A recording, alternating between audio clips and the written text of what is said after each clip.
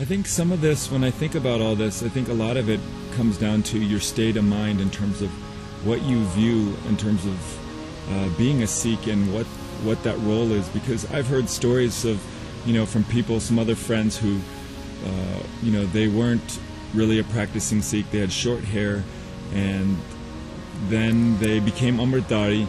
And then once they became Amritdhari, then they started becoming, like, getting into this circle of, it has to be done this way, this is the right way, if you don't do this, then you're not a Sikh.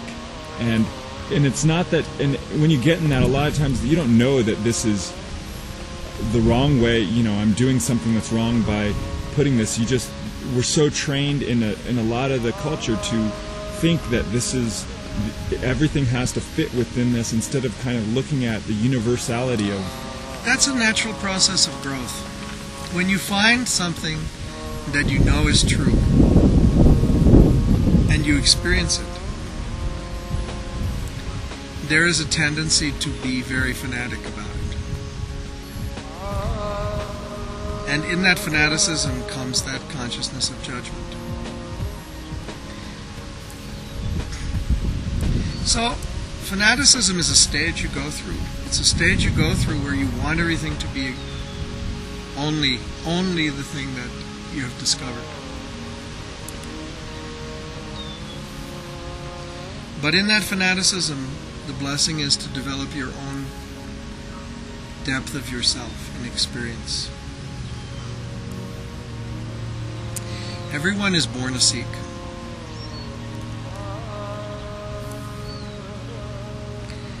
And this is, we just heard in Guruka lecture the other day, right? Everyone is born a Sikh.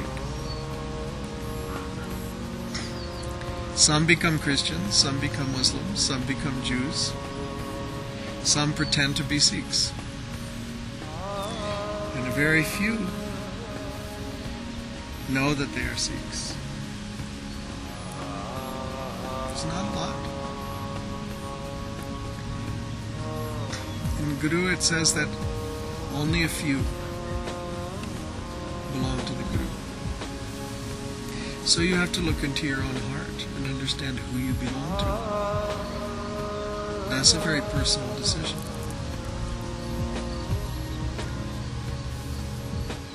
You can drive people away by being fanatic about anything, not just Sikh.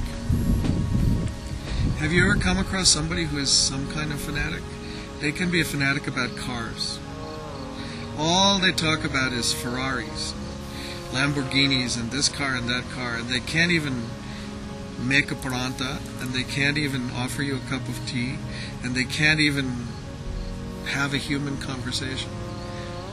They are a fanatic person. And they become boring very quickly. Because you can only talk about cars for a few minutes, and then what's the big deal, Cars are fun, cars are cars.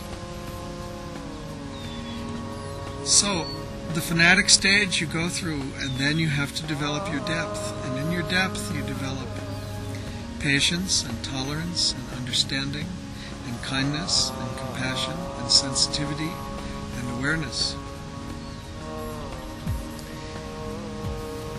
Otherwise your fanaticism becomes a life preserver that you hold on to in an ocean, and you feel fear that if you let go of that life preserver you will drown. And that's not what Sikhi is about. Sikhi is about living relaxed. Sikhi is about living with dignity and courage and grace. And none of those things judge others, and none of those things are fanatic. But two things are easy. It's easy to be a fanatic, because if you shut everything out, and you are just in your little box of my routine and my ritual and my safe space as a fanatic, this is good, this is not good. That's easy. That's your little safe space. It makes you little. And it's easy to be lazy. Oh, I can't get up in the morning. I'm not going to do my job sheet today. I don't want to take a cold shower. I don't want to do this. I don't want to do that. I'm just going to lay in bed, blah, blah, blah. Those two things are easy. It's easy to be lazy, and it's easy to be a fanatic. You know what's hard? You know what's hard? To be balanced. To have your sadhana, but not be attached to it. Any more than you're attached to brushing your teeth. But if you can't find your toothbrush, do you freak out? I can't find my toothbrush. I can't find my toothbrush. Oh my God, life is awful. What is my name? Where's my toothbrush? And yet you brush your teeth every day. It's your routine.